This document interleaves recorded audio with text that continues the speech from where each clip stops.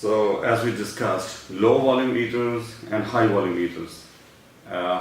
What I have seen in my practice, about 95% of my patients are low volume eaters or moderate volume eaters, and 5% are very high volume eaters. So as we discussed, very high volume eaters, if we give them restrictive technique, it works well. And if we give them a combination procedure, it works well. But for the low volume eaters, if we give them just a restrictive procedure, we have to give them too much of restriction. Otherwise, it will not work. That's very clear. So for a low volume eater, if we give you a loose sleeve, it will work less because you are already taking less. If somebody has come down from 10 hamburgers to 1 hamburger, he or she would lose good amount of weight. But if you have come down from 1 hamburger to half hamburger, you would lose lesser weight. That's very clear. It's a matter of common sense, and that's what we see in our daily practice.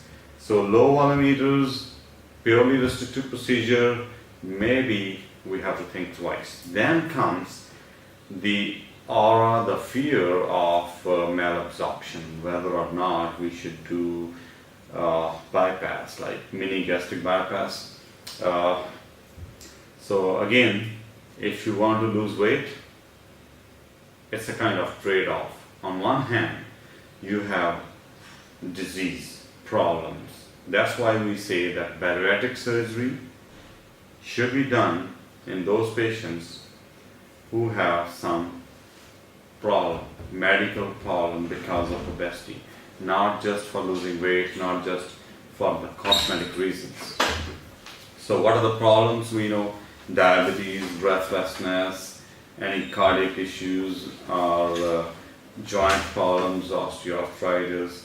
So if you have got multiple problems and you have got weight, obviously you need a solution for it, because otherwise you cannot lose it yourself.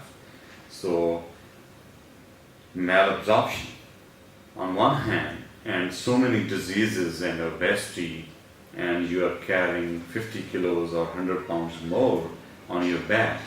So it's a kind of trade-off. You want all these things to go, you have to choose a malabsorptive procedure. But what is the fear in malabsorption? We have to see how long the bypass has to be done.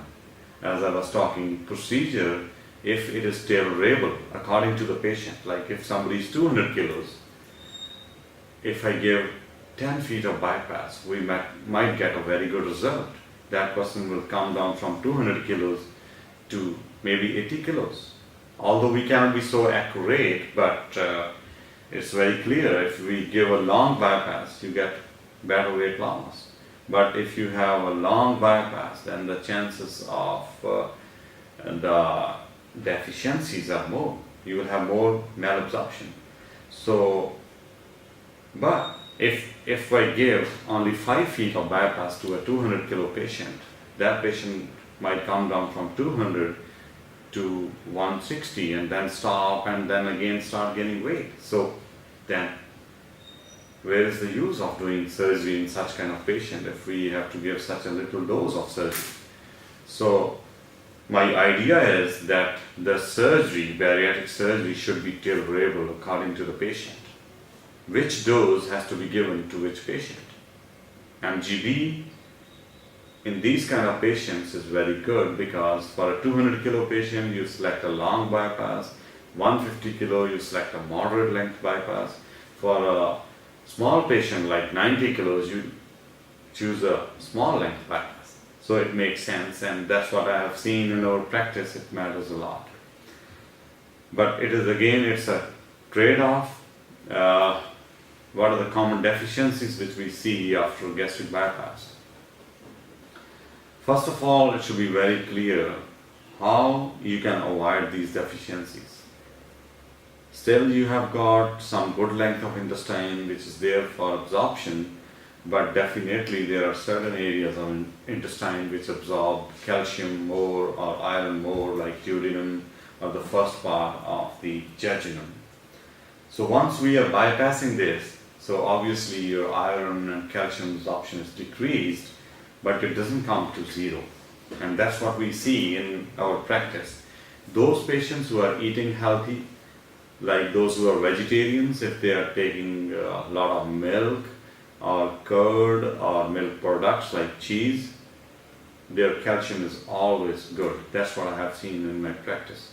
Although we recommend vitamins to everybody, but vitamins is not everything. Everything is your diet. 95% what matters is your diet. If somebody is not eating healthy, you are bound to have low calcium, low iron. You cannot say that you have lost 50 kilos or you have lost 100 kilos and you are not eating healthy diet. Healthy means high protein, like chicken, meat, or eggs. For the non-vegetarians are very good.